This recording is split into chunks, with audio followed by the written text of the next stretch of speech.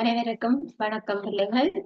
இன்று நாங்கள் தரம் 6 மாணவர்களுக்கான விஞ்ஞான பாடத்தில காந்தங்கள் தொடர்பாக பார்த்து கொண்டிருக்கிறோம்.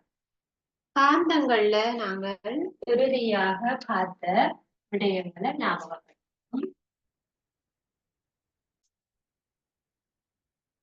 காந்தம் என்ற பாடத்தில முதலாவதாக நாங்கள் காந்தத்தினால் கவரக்கூடிய பொருட்கள், கவரப்படாத பொருட்கள் என்று சொல்லி வித்தியாசங்களை பார்த்திருந்தேன்.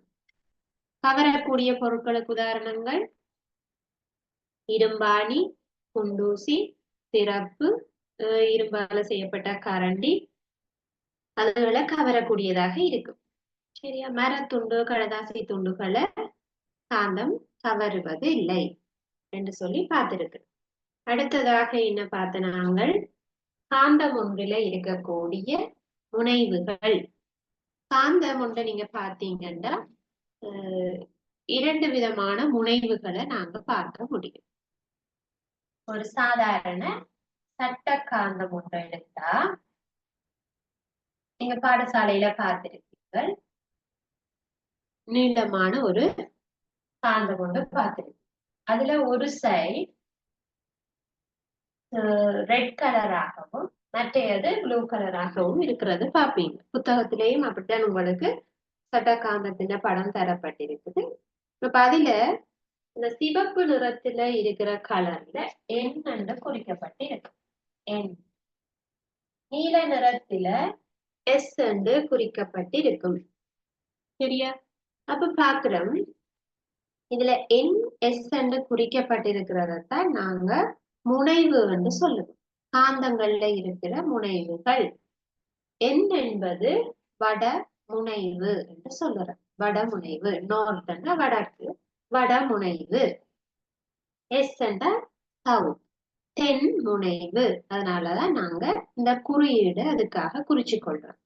இப்ப நாங்க இந்த முனைவுகளை எப்படி இனம் கண்ட நாங்க எப்படி கண்டுபிடிச்ச நாங்க இந்த முனைவுகளில் கவருவது அதிகமாக இருக்கிறது என்று சொல்லி கண்டுபிடிச்சோம். எப்படி? அதுக்காக ஒரு சின்ன செயற்பாடு இருக்கு. ஒரு தாள் ஒன்றுல கொஞ்சம் குண்டூசிகளை போட்டுட்டு அல்லது பேப்பர் கிளிப்ஸ போட்டுட்டு இந்த சட்ட காந்தத்தை நீங்க அதுல கொண்டு போய் வச்சீங்கன்னா அல்லது அருகில கொண்டு போனாலே உங்களுக்கு தெரியும் இந்த ரெண்டு முனைவுகள்லையும் தான் அதிகமாக ஊசிகள் கவரப்படும். இப்ப இந்த நடுவுல கவருகின்ற ஆற்றல் குறைவாகவும் முனைவுகளில் கவருகின்ற ஆற்றல் அதிகமாகவும் இருக்கும் என்று சொல்லி பார்த்தோம். சரியா? அப்ப இது நாங்க இறுதியாக பார்த்துட்டோம். சரியா? ரைட். அப்ப இன்றைக்கு நாங்க என்ன பார்க்க போறோம்னா காந்த முனைவுகளுக்கு இடையிலான இடைத்தாக்கம். இந்த ரெண்டுக்கும் இடையில என்னென்ன தாக்கம் நடக்கும். அதாவது இன்னொரு காந்தத்தை கொண்டு வந்து இதுக்கு பக்கத்துல, அதாவது வட முனைவுக்கு பக்கத்துல வச்சா என்ன செய்யும், தென் முனைவுக்கு அருகில கொண்டு வரைக்குள்ள என்ன செய்யும்னு பார்க்க போறோம். சரியா? அப்ப இன்றைய திகதியை போட்டு நீங்க ஹெடிங் போடுங்க. காந்த முனைவுகளுக்கு இடையிலான இடைத்தாக்கம்.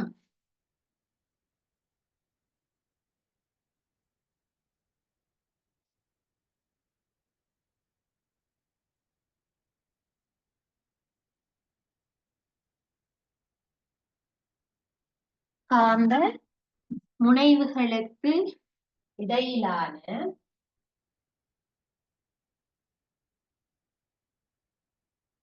இடைத்தாக்கம்.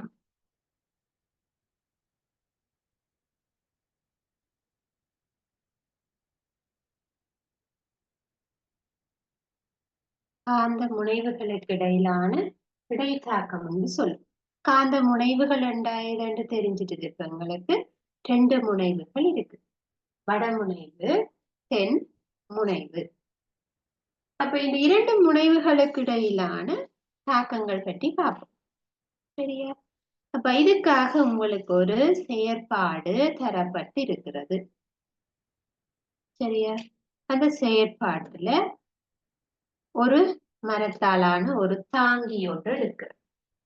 கட்டி தொங்க விடுறதுக்காக சட்ட காந்தம் ஒன்றினை கட்டி தொங்க விடக்கூடிய ஒரு தாங்கி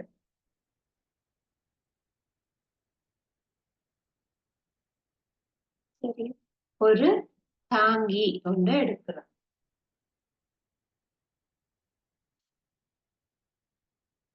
அந்த தாங்கியில தட்ட காந்தம் ஒன்றை எடுத்து சரியா 2 காந்தம் எடுக்க போறோம். அதுல முனைவு குறிப்பிடப்பட்டிருக்கிற 2 காந்தத்தை எடுக்கும். முனைவு குறிக்கப்பட்ட என்ன எங்களுக்கு தெரியும். இதுல எது வட முனைவு எது தென் முனைவுன்னு எங்களுக்கு ஆல்ரெடி தெரியும்டா அது முனைவு தெரிஞ்ச காந்தம். இந்த ரெண்டுமே குறிக்காம தந்தா அது முனைவு குறிக்கப்படாத காந்தம். இப்ப முனைவு குறிக்கப்படாத ஒரு காந்தம் தந்திருந்தா அதை எப்படி கண்டுபிடிக்கிறதுன்னு சொல்லி நாங்க கடைசியா பார்த்தோம். அத சுயாதீனமாக நூல் ஒன்றுல கட்டி சுயாதீனமாக ஒரு நூலில் கட்டி தொங்க விடப்படும் பொழுது அது அசைந்து இறுதியாக ஓய்வுக்கு வரும். அசைந்து இறுதியாக அது ஓய்வுக்கு வரும் பொழுது அந்த காந்தம் எந்த திசைக்கு நேர நிக்குது என்றதை பார்த்து எங்களால வடமுனைவுக்கு நேர நிக்கிற காந்தத்தின் முனைவை வடமுனைவு என்றும் தெற்கு திசையை நோக்கி இருக்கிற காந்தத்தின் முனைவை தென் முனைவு என்றும் நாங்க கண்டறியலாம். இப்படி முனைவு தெரியாத ஒரு காந்தம் தந்திருந்தால் அத சாதாரணமா நூல் ஒன்றுல கட்டி தொங்க விட்டுட்டு நீங்க லைட்டா அதை பிடிச்சு டச் பண்ணினா அல்லது தள்ளி விட்டா அந்த காந்தம் ஆடும். ஊஞ்சல் ஆடுற மாதிரி அந்த காந்தம் ஆடிக்கொண்டு இருக்கு. அது ஆடி அந்த அசைவு ஒரு ஓய்வுக்கு வரும் பொழுது, அதாவது இப்ப ஊஞ்சல் ஆட்டி விட்டீங்கன்னா சும்மா இருக்கிற ஊஞ்சல் ஆட்டி விட்டா என்ன செய்யும்? ஆடி ஆடி கொஞ்ச நேரத்துல தண்ட பாட்டுல நிக்கும். அதே போல இந்த காந்தத்தையும் நாங்க அசைச்சு விட்டுட்டு கொஞ்ச நேரம் விட்டா அதுவா ஆடி ஆடி அது ஓய்வுக்கு வரும். அப்படி தானாக சுயமாக ஓய்வுக்கு வரைக்குள்ள அது எப்படி நிக்குது? அந்த காந்தம் வடக்கு தெற்காகத்தான் நிற்கும். சரியா? அதை வச்சுக்கொண்டு நாங்க சொல்லலாம் வடக்கு பக்கமாக இருக்கிற முனைவு வடமுனைவு, தெற்கு பக்கமாக தெரிகிறது தென் முனைவு என்று கண்டுபிடிக்கலாம்.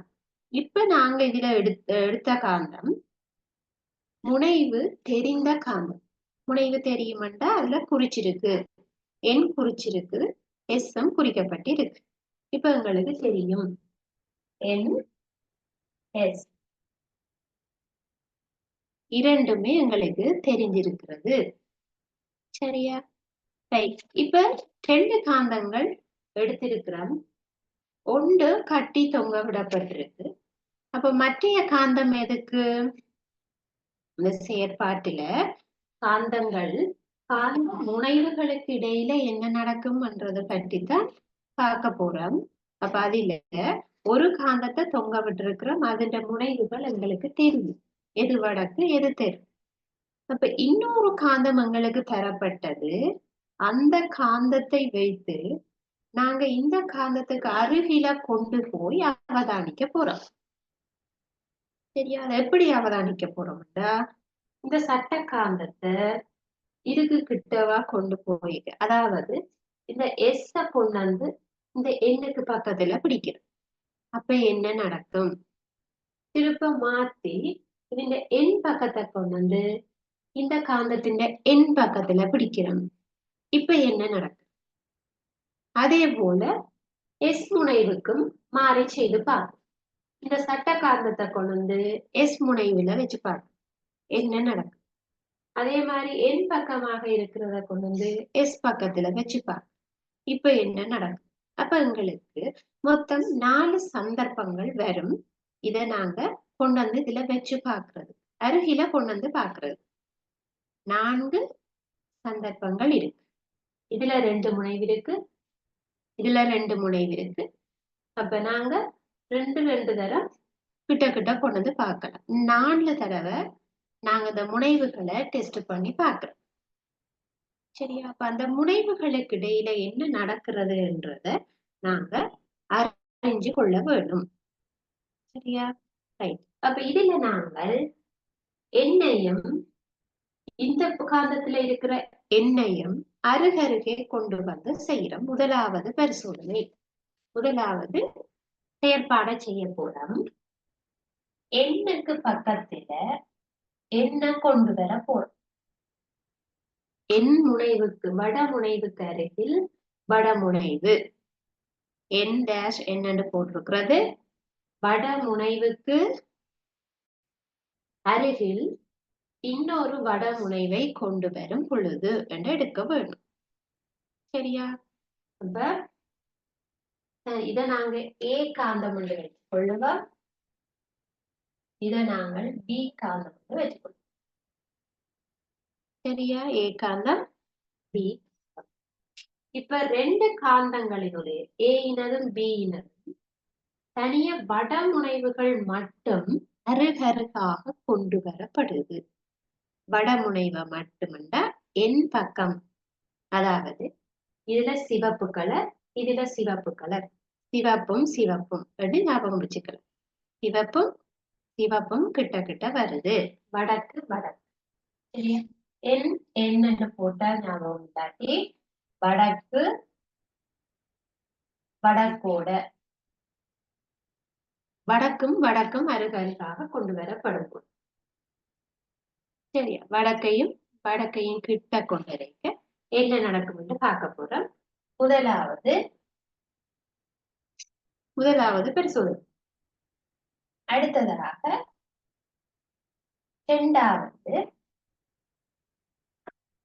இரண்டாவதாக இது இந்த வடக்கு ஏ என்ற காந்தத்தின் வடக்கும் பி என்ற காந்தத்தின் தெற்கு, வடக்கையும் தெற்கையும் கொண்டு பார்க்க. வடக்கு தெற்கோட வச்சு பார்க்க. இரண்டாவது சந்தை.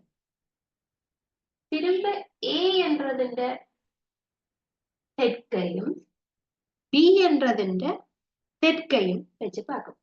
இந்த தெற்கும் இந்த தெற்கு, தெற்கு தெற்கு. ஏற்கனவே வடக்கு வடக்கு வச்சு பார்த்துட்டு இப்ப தெற்கு தெற்கு.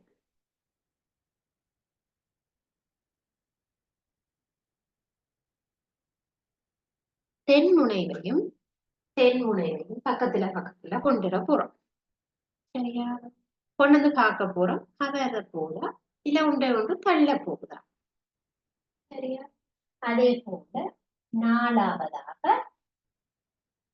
திருப்பி நாங்கள் இது இந்த தெற்க, இது இந்த வடக்கு. ஏ என்ற காந்தத்தின் தென்முனைவு பி என்ற காந்தத்தின் வடமுனைவோட பார்க்கும். தெற்கு வடக்கு. இவ்வாறாக 4 சந்தர்ப்பங்கள் எங்களுக்கு கிடைக்குது. 4 சந்தர்ப்பங்களை எங்களுக்கு கிடைக்குது. சரியா? அப்ப இதுல எங்களுக்கு என்ன அவதானங்கள் கிடைக்கிறது என்று சொல்லித்தான் நாங்க இங்க பார்க்க வேண்டும். என்ன அவதானங்கள் கிடைக்கிறது.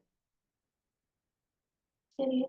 இப்ப எங்களுக்கு பார்ப்போம். முதலாவது வடமுனைவை வடமுனைவோடு அருகருகாக கொண்டு வரப்பட்ட போது வடமுனைவு வடமுனைவுடன் அருகருகாக கொண்டு வரப்பட்ட போது தள்ளுவதை அவதானிக்கலாம். ஒன்றையொன்று தள்ளும்.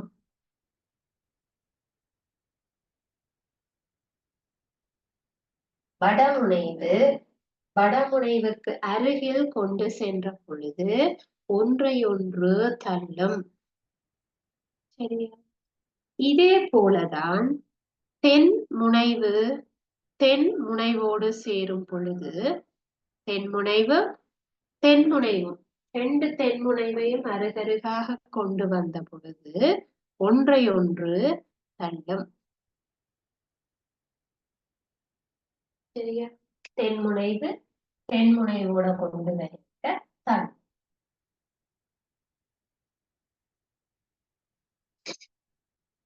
சரியா? தென்முனைவோடு தள்ளுவதை பார்க்க முடியும். அப்ப எங்களுக்கு தெரியுது நாங்க ஒரே மாதிரி முனைவுகளை கிட்ட கிட்ட கொண்டரே தள்ளுறத பார்க்கலாம். ஒரே மாதிரி முனைவு என்று சொல்றது ஒரே கலர் இருக்கிறதா பார்க்கலாம். அதாவது இதுல சிவப்பு, இதுல சிவப்பு, இதுல நீலம், இதுல நீலம். சரி, அல்லது வடக்கு வடக்கோட, தெற்கு தெற்கோட. இந்த ரெண்டு சந்தர்ப்பத்திலையும் அது ஒன்றை ஒன்று தள்ளியது. ரெண்டும் ஒன்றை ஒன்று தள்ளுது. ஏன்? ஒரே மாதிரி முனைகள் தானே, அப்ப ஏன் தள்ளுது? சரியா? இப்ப நாங்க ஒரே மாதிரி முனைவுகள் அருகருகாக கொண்டு வரப்படும் பொழுது அது தள்ளுகையை காட்டும். சரியா? அதே போல இப்ப நாங்க மாறி வைக்க வடமுனைவுக்கு அருகில தென்முனைவையும், தென்முனைவுக்கு அண்மையில வடமுனைவையும் வைக்கும் பொழுது அது டக்கண்டு கவருவதை பார்க்கலாம். உடனே அது ஒன்றையொன்று கவருவதை அவதானிக்கலாம்.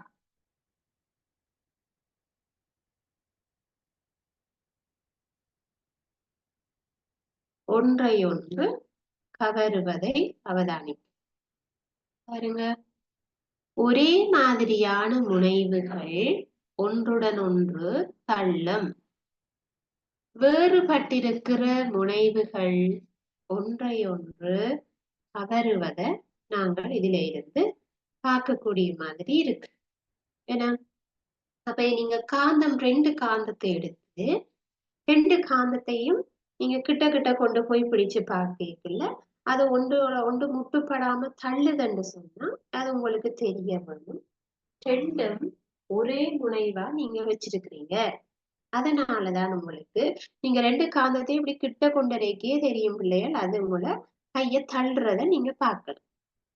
சரியா? அல்லது நீங்க வேறுபட்ட முனைவை கிட்ட கொண்டு போன உடனே அது கவருவதையும் உங்களால உணர முடியும். கை வந்து இழுக்கும், இழுத்து கவரும். சரியா?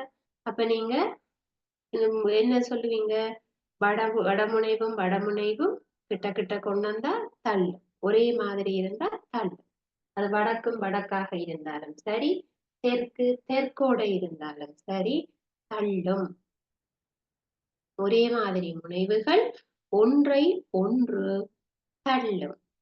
ஒரே மாதிரி முனைவுகள் ஒன்றை ஒன்று தள்ளும்.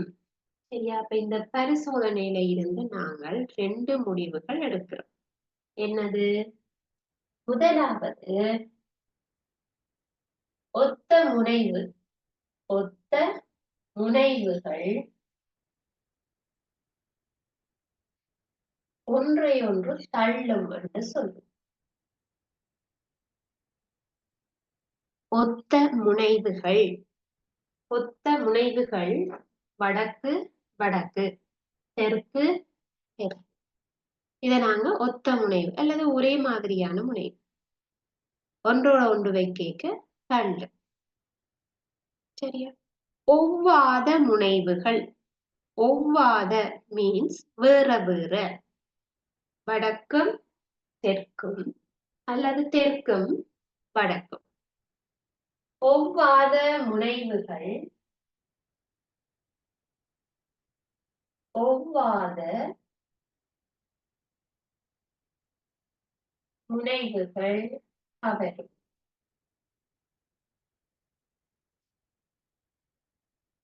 ஒவ்வாத முனைவு கவர். சரியா? அப்ப இந்த பரிசோதனையில இருந்து என்ன பார்த்திருக்கிறீர்கள்? காந்தங்கள்ல ரெண்டு முனைவு இருக்குது, வடமுனைவு தென்முனைவு. அந்த முனைவுகளுக்கு இடையில இடைத்தாக்கம் எப்படி இருக்கு, அதை பற்றி தான் நாங்க இங்க பார்க்கிறோம். இப்ப அந்த காந்தங்களுக்கு இடையில இடைத்தாக்கம் எப்படி இருக்குன்னு பாக்குறதுக்கு ரெண்டு காந்தத்தை எடுத்து செக் பண்ணி பார்க்கணும். எப்படி? ஒரு காந்தத்தை கட்டி தொங்க விட்டுட்டு மற்ற காந்தத்தை இதுக்கு கிட்ட கொண்டு வந்து வச்சு பார்க்க போறோம். சரியா? ஒரே மாதிரி கலர் இருக்கிறத கிட்ட கொண்டு போயிக்க தள்ளுது, மற்றதை கொண்டு போனா கவருது. அப்ப இந்த செயற்பாட்டில இருந்து நாங்க ஒரு முடிவுக்கு வந்திருக்கிறோம். ஒத்த முனைவுகள் ஒன்றையொன்று தள்ளும். ஒத்த முனைவு ஒன்றையொன்று தள்ளும். ஒவ்வாத முனைவுதான் கவருது. ஒவ்வாத முனைவு கவருகின்றது என்கின்ற முடிவுக்கு வரலாம்.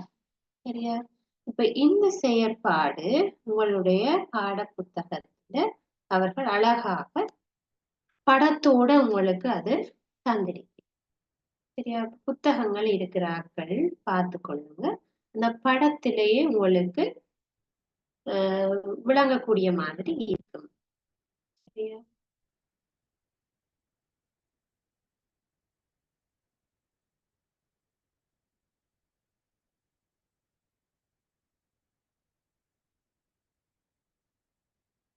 பாருங்க, காந்த முனைவுகளுக்கு இடையிலான இடைத்தாக்கம். சரியா? இப்ப இதுல பாக்குறோம் பாருங்க, இந்த செயற்பாட்டுல தேவையான பொருள் சொல்லிட்டு முனைவு குறிப்பிட்ட காந்தம். முனைவு குறிப்பிட்ட இரு காந்தங்கள், அதாவது 2 காந்தம் எடுங்க. இந்த பாருங்க, இது ஒரு சட்ட காந்தம், இது ஒரு சட்ட காந்தம். இப்ப இங்க எங்களுக்கு காந்தம் ஏயும் காந்தம் பியும் எடுக்கப்பட்டு இருக்கிறது. சரி, அவற்றை ஏ பி என பெயரிட்டு கொள்ளவும். இப்ப எங்களுக்கு இதுல ஒன்று ஏ ஆகவும் மற்றையது பி ஆகவும் எடுத்துக்கொள்ளட்டும். இதோட எங்களுக்கு ஒரு மரத்தாங்கி உண்டு. இந்த மரத்தால செய்யப்பட்டிருக்கிற தாங்கி இது ஆய்வு கூடங்கள்ல இருக்கு. இதுல ஏதாவது கட்டி தொங்க விடலாம். சரி, அதை எடுத்துக்கொள்ளட்டா. நூல் கட்டுறதுக்கு நூல். படிமுறை பாருங்க எப்படி செய்யணும். படத்தில் காட்டியவாறு ஏ என குறிப்பிட்ட காந்தத்தை நிலைக்குத்தாக சுயாதீனமாக இருக்குமாறு தாங்கியில் கட்டி தொங்க விடுங்கள். அப்ப காந்தத்தை நீங்க பிடிச்சு கொண்டிருக்காம ஒரு காந்தத்தை கட்டி தொங்க விட்டு மற்றைய காந்தத்தை மட்டும் அருகில கொண்டு போய் பார்க்க.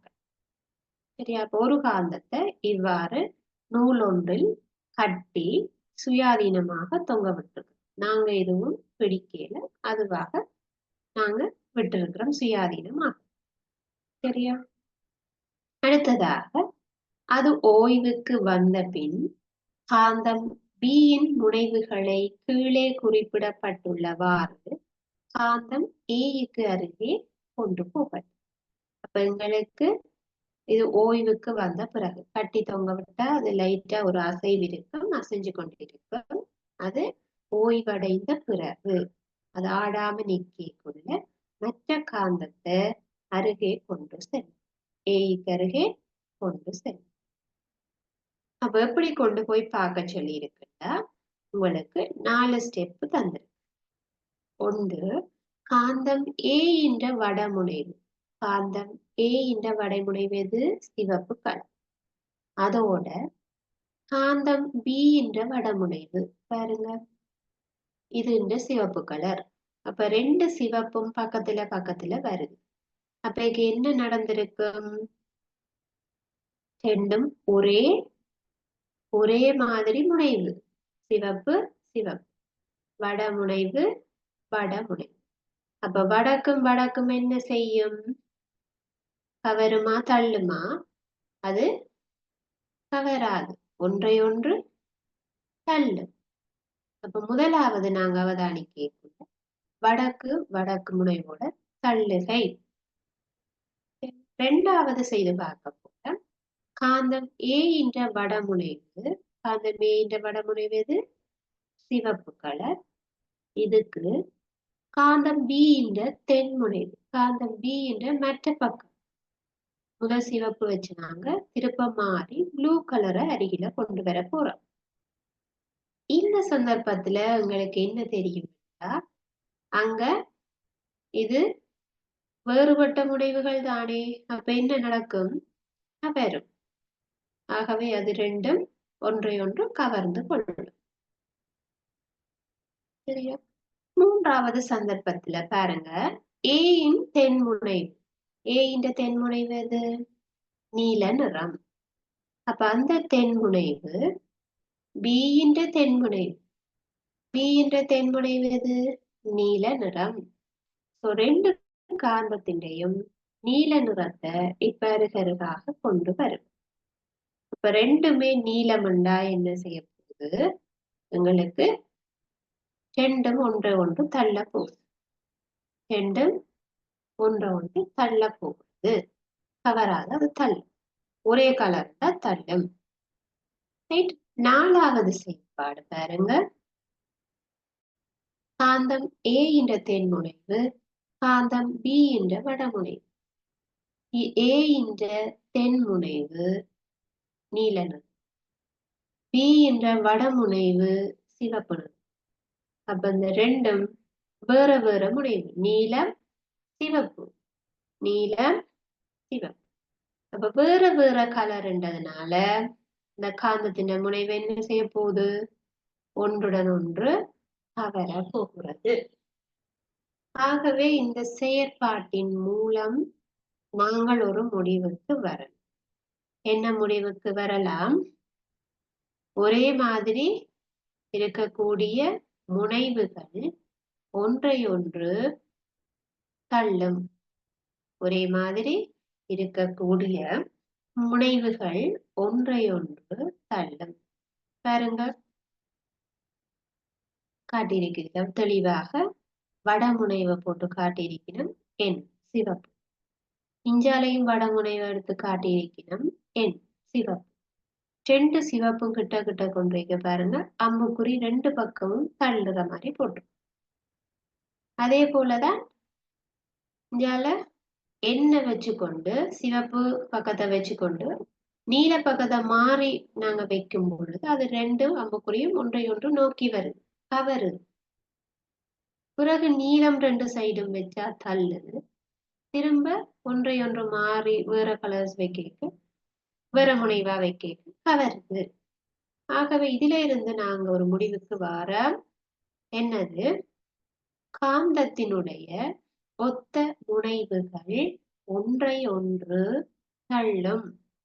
காந்தத்தினுடைய ஒரே மாதிரி முனைவு, அதாவது எஸ்ஸும் எஸ்ஸும் என்னும் என்னும் ஒன்றை ஒன்று தள்ளும். காந்தத்தின் ஒவ்வாத முனைவுகள் ஒன்றை ஒன்று தள்ளும்.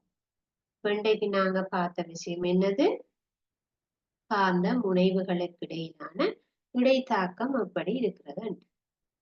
சரியா? அப்ப காந்த முனைவுகளுக்கு இடையில இடைத்தாக்கம் என்னது, ஒத்த முனைவு ஒன்றை ஒன்று தள்ளும், ஒவ்வாத முனைவு கவரும். சரியா? அப்ப இன்றைக்கு நாங்க இதைத்தான் பார்த்திருக்கிறோம். அப்ப இதுல நாங்க சில வினாக்கள் பார்க்க வேணும். இதுல அடுத்ததாக இந்த காந்தங்களை யார் யார் பயன்படுத்துகிறார்கள், இப்படி காந்தங்கள் இருக்கிறது. இந்த காந்தங்களை யார் யார் பயன்படுத்துகிறார்கள் எங்களுக்கு தெரிய வந்தானே பிள்ளைகள். காந்தம் எங்களுக்கு எப்படி பயன்படுது. அப்ப இது திசையை கண்டறிகிறது மிக முக்கியமான ஒரு நோக்கமாக இருக்கு. காந்தங்களை வச்சு திசைகளை கண்டறிவதுதான் எங்களுக்கு பிரதானமான நோக்கமாக இருக்கிறது. எங்களோட முக்கியமான தேவைகள் காந்தத்தை வச்சு திசையை அறிகிறது. அப்ப திசையை அறிய வேணுமாக இருந்தால் திசை காட்டியை பயன்படுத்த வேண்டும். திசை காட்டி கேள்விப்பட்டிருக்கிறீங்களா? கொம்பாக்கள் சொல்லுவா திசை காட்டி.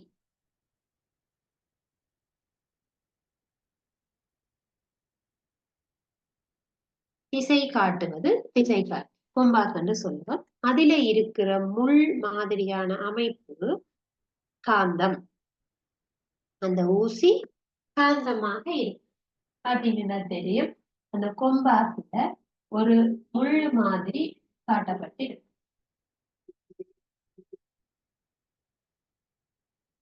அம்புக்குறி போடப்பட்டு காட்டப்பட்டிருக்கு.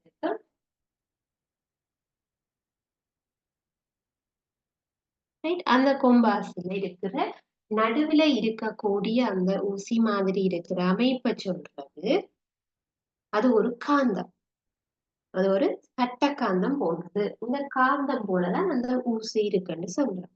ஏன் எங்களுக்கு தெரியுது, இந்த காந்தத்தை நாங்க கட்டி தொங்க விட்டுட்டு அசைக்க என்ன நடக்குது, இந்த காந்தம் ஆடி ஆடி வடக்கு தெற்காக நிற்கும் என்று சொல்றோம் தானே. அதை வச்சுத்தானே எந்த முனைவென்று கண்டுபிடிக்கிறோம். அதே போல இதே மாதிரி ஒரு காந்தத்தை எடுத்து அதுல ஊசி மாதிரி செட் பண்ணிடு. அதை நீங்க கையில வச்சு நீங்க எங்க திரும்புறீங்களோ அப்படி திரும்பி முடிய நீங்க பேசாம கைய ஆடாம வச்சிருந்தா அந்த ஊசி வடமுனைவு தென்முனைவாக திரும்பி காட்டும். தான் நிக்கிற இடத்துல இருந்து வடமுனைவு தென்முனைவாகத்தான் அது ஓய்வுக்கு வரும். அப்ப அதுல இருந்து நாங்க நிக்கிற இடம் எது வடக்கு எது தெற்குன்றது கண்டுபிடிச்சிருக்காங்க. சரியா? அப்ப இந்த திசை காட்டிய முதல்ல ஃபர்ஸ்டா யாரு கண்டுபிடிச்சது? முதலாக இந்த திசை காட்டிய சைனாவில தான் கண்டுபிடிச்சிருக்கேன். சீனர்களால தான் ஃபர்ஸ்ட் டைம் அது பயன்படுத்தப்பட்டது திசை காட்டி. சரியா? ரைட். அப்ப பாக்குறோம் இந்த திசை காட்டிய நாங்க இப்ப எப்படி பாவிச்சு கொண்டு இருக்கிறோம். எங்களோட அன்றாட வாழ்க்கையில இது எப்படி பாவனைக்கு இருக்கு பாருங்க. இப்ப நாங்க கடல்ல போய்கொண்டு இருக்கிறோம். கடல்ல போறோம். அப்ப கடல்ல சுத்தி வர என்ன இருக்கு? தண்ணி தான் இருக்கு. கடலுக்கு நடுவுல ரோட்டா போட்டு இருக்குது. நாங்கள் கப்பல்ல போறதுக்கு ரோட்டா போட்டு இருக்குது. சுத்தி வர கடல். அப்ப நாங்கள் ஒரு நாட்டுல இருந்து வெளிச்சிட்டு இன்னொரு நாட்டுக்கு போறதுக்கு கடல்ல தான் போக வேணும். சுத்தி எந்த ஒரு பாதைக்குரிய அறிகுறியும் இல்லைன்னா அந்த நாட்டை நாங்க கரெக்டா எப்படி போய் சேருவது? அப்ப எங்களுக்கு நாங்க இருக்கிற நாட்டுக்கு போய் சேர வேண்டிய நாட்டுக்கும் இடையில நாங்கள் திசையத்தான் கருத்துல கொள்ளணும். அப்ப எங்களுக்கு கப்பல்ல போகைக்குள்ள மாலுமிகள் கட்டாயம் என்ன தெரிஞ்சிருக்க வேணும்? திசை அறிகருவியை வச்சு அவர்கள் திசையை கரெக்டா கால்குலேட் பண்ணி இந்த திசையில போன என்ன கண்டம் என்ன நாடுன்றது அவர்கள் அறிந்து கொண்டு கப்பல் போக்குவரத்து இலகுவாக மேற்கொள்ள முடியும். சரியா? இப்ப நாங்க பஸ்ல போய்க்கேன்னா தெரியும், பாதைகள் ரூட்டங்களுக்கு தெரியும், அதுக்கேற்ற மாதிரி போய்கொள்ளுவோம். ஆனா கடல்ல போகைக்குள்ள அப்படி சான்ஸ் இல்ல தானே. உள்ள சுத்தி நீர் மட்டும்தான் தெரிய போகுது. அப்ப எங்களுக்கு ஒரு திசை தெரியாது. அப்ப இந்த சமுத்திரம் ஃபுல்லா நாங்க தண்ணியில தான் அலைஞ்சு கொண்டு திரிய வேணும் கப்பல்ல. அப்ப எங்களுக்கு கரெக்டா அந்த இடத்துக்குரிய திசையை கண்டுபிடிக்கிறதுக்கு கப்பல்ல இருக்கிற மாலுமிகள் கட்டாயம் அதை பயன்படுத்த வேணும். சரி, அப்ப இது ஒரு சந்தர்ப்பம் மாலுமிகள் யூஸ் பண்ணுவாங்க. இத திசை காட்டிய மாலுமிகள் யூஸ் பண்ண. அப்ப நாங்க ஆகாயத்துல போகைக்கு, அதாவது விமானங்கள் பிளைட்ல போகைக்க ஆகாயத்துல இருக்கிறதா இல்ல, காத்துல எங்க பாதை போடுறது? அப்ப விமானத்துல போறவர்கள் எப்படி சரியான இடத்துல போய் இறங்கணும்? இங்க இருந்து பிளைட்ல வலிக்கிட்டு கனடா போறாங்க, இங்க இருந்து இந்தியாவுக்கு போவாங்க, இங்க இருந்து சைனாக்கு போறாங்க, இங்க இருந்து மலேசியாவுக்கு போறாங்க. அப்ப இந்த விமானங்கள் எப்படி சரியாக அந்தந்த நாடுகள்ல போய் தரையிறங்க முடியும்? பாதைகள் எதுவும் இல்லை. வானத்துல பறந்தபடி எப்படி சரியாக அவர்கள் அதை கண்டுபிடிப்பது? அப்ப அவர்களுக்கு அங்க யூஸ் பண்ணுது. அந்தந்த நாடுகளுக்கு உரிய திசையை கரெக்டா வச்சு கொண்டுதான் அவர்களுடைய சரி அவர்களுடைய பயணங்கள் நடைபெறும். இப்ப பெண்களுக்கு பிளைட்ல போறதா இருந்தாலும் சரி, கப்பல்ல போறதா இருந்தாலும் திசை இருக்கு. திசை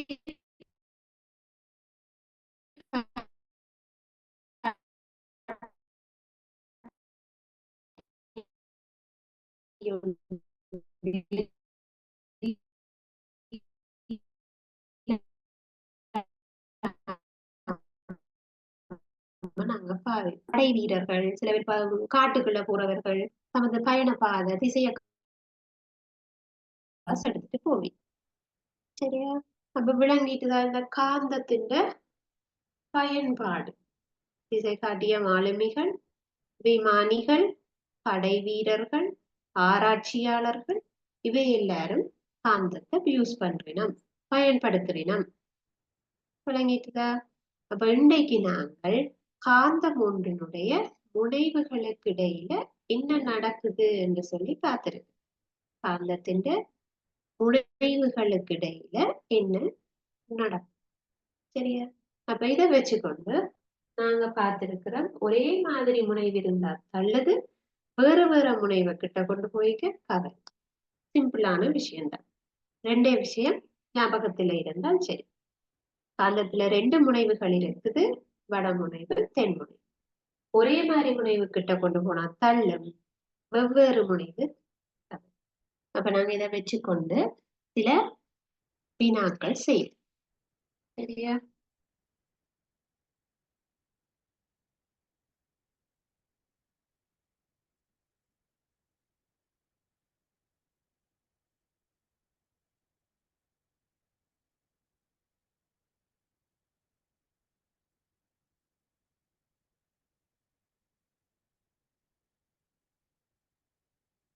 இது பண்ணுங்க. பின்வரும்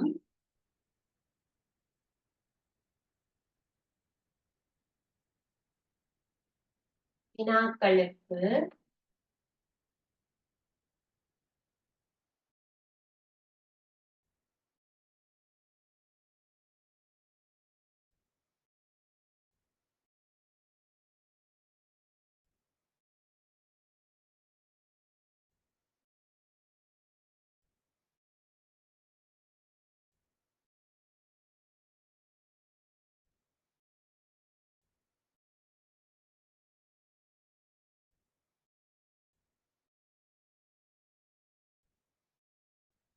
முனைவுகளை எழுதுக.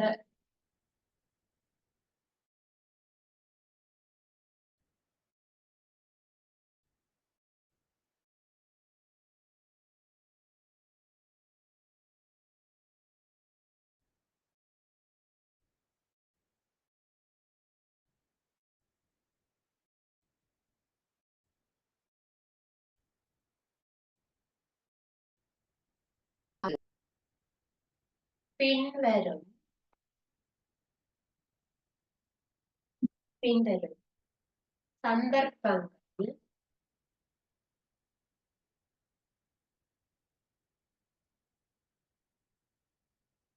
பின்வரும் சந்தர்ப்பங்களில் காந்த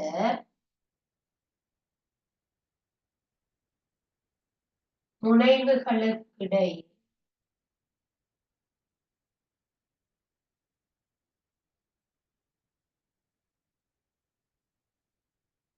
நடைபெறும்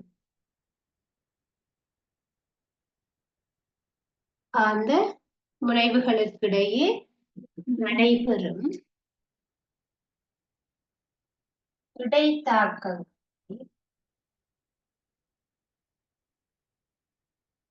இடைத்தாக்கங்கள் எழுதுக.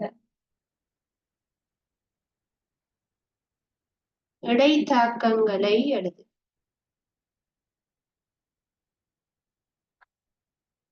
ஏ என்று போட்டு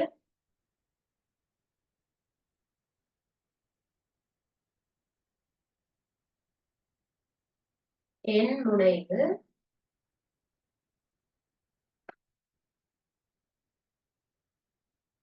என் முனைவு இதுல என் முனைவு வடமுனைவு இன்னொரு காந்தத்தின் வடமுனைவோட அருகருகாக கொண்டு செல்லும் பொழுது டேஷ் என்ன நடக்கும். அதே மாதிரி பியில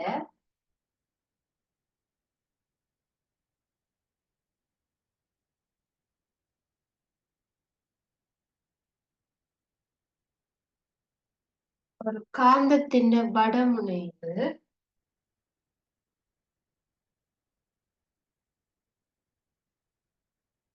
மற்றைய காந்தத்தின் எஸ்ஸோட அருகாக கொண்டு வரும் பொழுது என்ன நடக்கும்.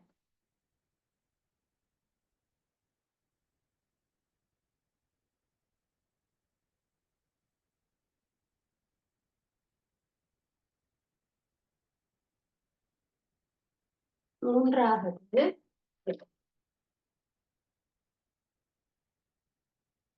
திசை காட்டியை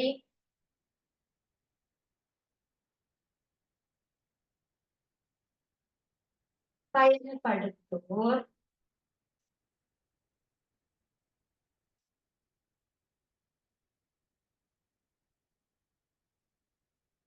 திசை காட்டிய பயன்படுத்துறவர்கள் யார்? நீங்க ஒன்றோ ரெண்டோ ஞாபகம் இருக்கிறத நீங்க எழுதிக்கணும்.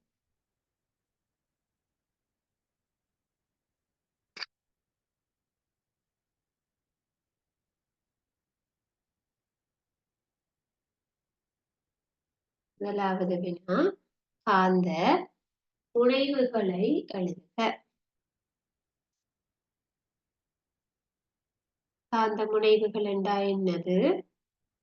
காந்தத்துக்கு இரண்டு முனைவுகள் தான் இருக்கு. வடமுனைவு, தென் முனைவு. வடமுனைவு, தென் முனைவு. சரி, அப்ப அதுல நீங்க வடமுனைவு வந்து தென் முனைவு வந்து போட்டுக்கணும். விட தெரிஞ்சாக்கள் நீங்களாக எழுதி கொள்ள வேணும். வடமுனைவு, தென் முனைவு.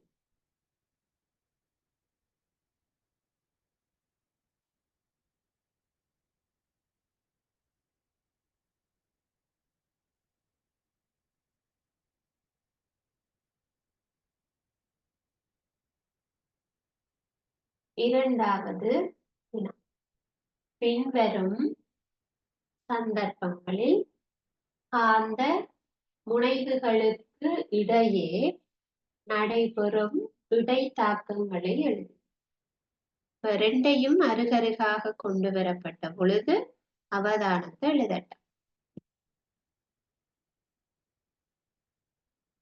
ஏயில எண்ணையும் அருகருகே கொண்டு வந்த பொழுது, அதாவது வடமுனைவும் அருகருகே கொண்டு வந்த பொழுது ரெண்டும் ஒரே மாதிரி இருக்குது. எனவே தள்ளும்.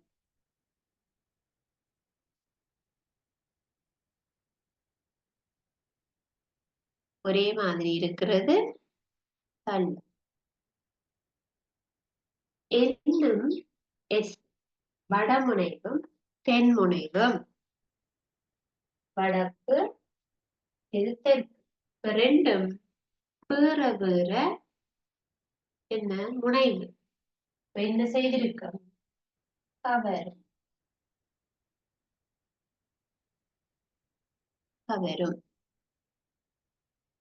மூன்றாவது திசை காட்டிய பயன்படுத்துறது யாரு? விமானிகள், மாலுமி, படை வீரர்கள்,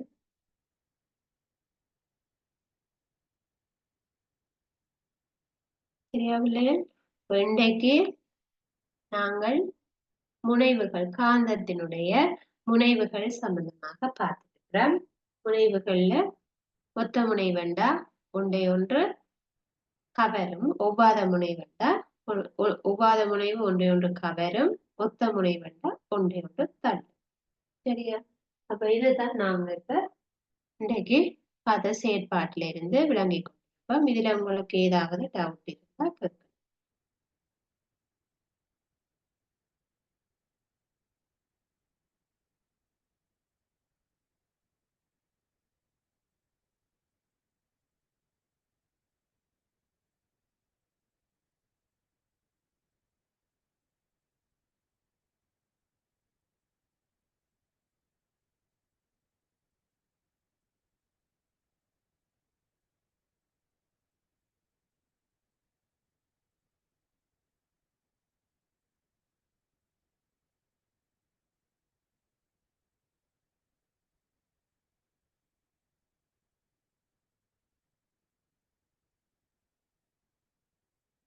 உங்களுக்கு எந்த டவுட்டும் இல்லைண்டா பிள்ளைகள்?